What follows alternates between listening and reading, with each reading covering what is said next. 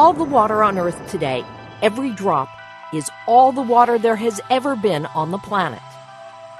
Fresh water is actually millions of years old, the same water flowing in a continuous loop, falling as rain and snow from clouds to the Earth's surface, running in rivers, pooling in ponds, flowing from faucets, irrigating crops, traveling through plants, generating power, eventually evaporating into the air and condensing into clouds again.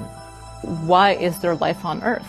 And the reason there's life on Earth is because Earth has this perfect water cycle. The water cycle. So simple, even small children understand the basics.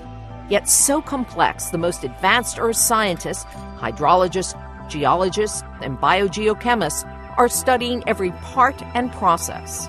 The water cycle is fascinating. It's something that's around us all the time, and yet we don't really understand it. How to summarize what is known about the water cycle? With 2 words: flows and stores. The water cycle is a series of flows of water between various water stores or storages. Clouds in the atmosphere. There's always a little bit of water in the atmosphere. We talk about relative humidity. It's a humid day, it's a dry day. Either way, there's water, sometimes a little, sometimes a lot. There's a lot of water in the ocean, 70% of all the water on Earth. In the ice sheets and glaciers, 2/3 of all the fresh water on Earth. In the snowpacks atop mountains like the Sierra Nevada.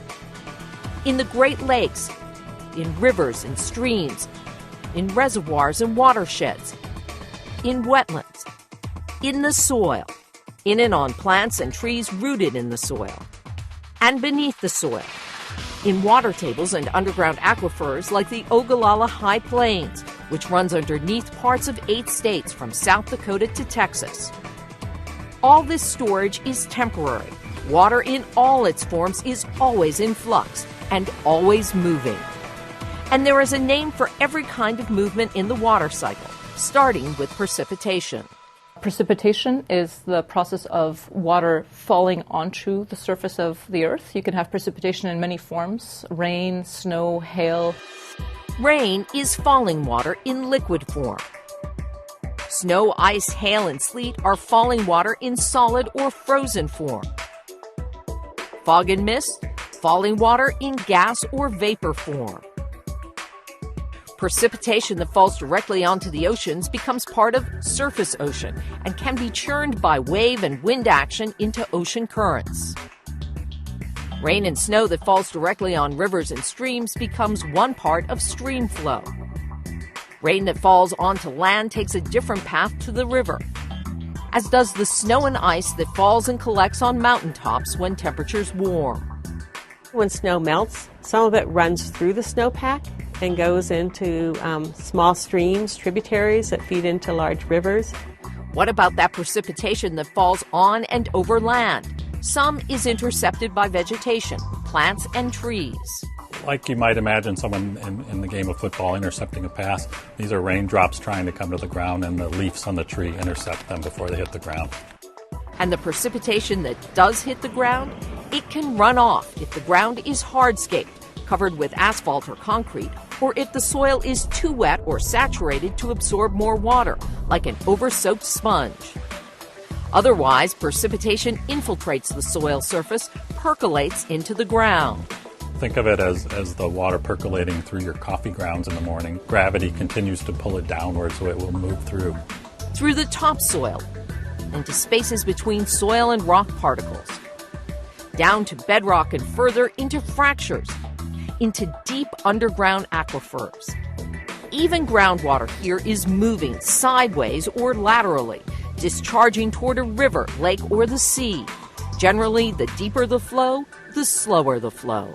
Some of that fractured water might take a very long time, thousands to millions of years to get out. And how does water get back out into the atmosphere?